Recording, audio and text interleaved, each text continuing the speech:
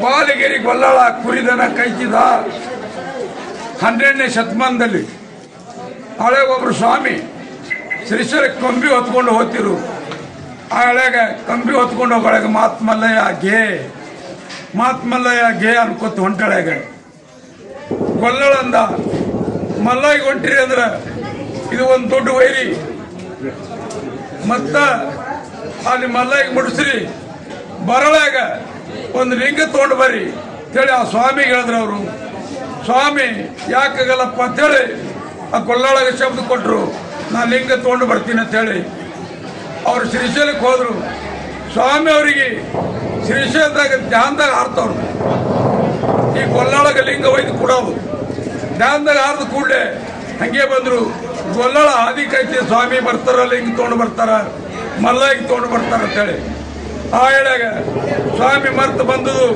ಗೊಲ್ಲಳ ದೂರ ನೋಡಿದ್ರು, ಯಪ್ಪ ಈ ಗೊಲ್ಲಳ ಒಂದು ದುಡ್ಡು ಕೊಟ್ಟಿರು ಒಂದು ಲಿಂಗ ತೊಗೊಂಬರಿ ಅಂತೇಳಿ ನಾ ಮರ್ತು ಬಂದ. ಇವ್ರಿಗೆ ಈಗ ಕೇಳ್ತಾರ, ಹಾದಿ ಮ್ಯಾಗ ನಿಂತಾರ, ಏನು ಹೇಳತ್ತೇಳಿ ಕೊಟ್ಟನೆ ನದಿ ಮ್ಯಾಗ ಒಂದು ಕುರಿ ಇಕ್ಕಿ ಕಾಳು ಬಿದ್ದಿತ್ತು. ಆ ಕುರಿ ಇಕ್ಕಿ ಕಾಳ ಅವ್ರದ್ದು ಬದ್ರಿನ ಕಟ್ಕೊಂಡ್ರು. ಅದೇ ಲಿಂಗ ಹತ್ರ ಕೈ ಮುಚ್ಚಿ ಕೊಟ್ರಾಯ್ತು. ಗೊಲ್ಲಳ ಸಿಟ್ಟಿಗೆ ಬರಲ್ಲ ಅಂತೇಳಿ ಆ ಸ್ವಾಮಿ ಆ ಲಿಂಗ ತಂದು ಕೈ ಮುಚ್ಚಿ ತೋರಪ್ಪ ಅಂತೇಳಿ ಆ ಲಿಂಗ ಗೊಲ್ಲಳ ಕೊಟ್ರು. ಇದು ಒಯ್ದು ನಿನ್ನ ಕುರಿ ದೊಡ್ಡಾಗ ಒಯ್ದು ಇದು ಉಗುಳಿ ನಿತ್ಯ ಇದಕ್ಕೆ ಪೂಜೆ ಮಾಡೋ ಹಾಲ ಹಿಂಡಿ ಹಾಕ ಕುರಿದು ಹಾಕಳದು ನಿನಗ ಮಲ್ಲಿಕಾರ್ಜುನ ಹೊರ ಕೊಡ್ತಾನ ಅಂತೇಳಿ ಅವ್ರು ಸ್ವಾಮಿ ಹೇಳಿದ್ರು. ಆ ಹೇಳಾಗ ನಿತ್ಯ ಗೊಲ್ಲಳ ಆ ಕುರಿ ದೊಡ್ಡಾಗ ಕುರಿ ಕಿಕ್ಕಾಳ ಆದಂತೇಳಿ ಇಲ್ಲ ಲಿಂಗ ಅಂತೇಳಿ ಕರೆದು ಅಲ್ಲಿ ನಿತ್ಯ ಆಕಳ ಹಾಲ ಕುರಿ ಹಾಲ ಹಿಂಡಿ ನಿತ್ಯ ಅಭಿಷೇಕ ಮಾಡ್ತಿರು.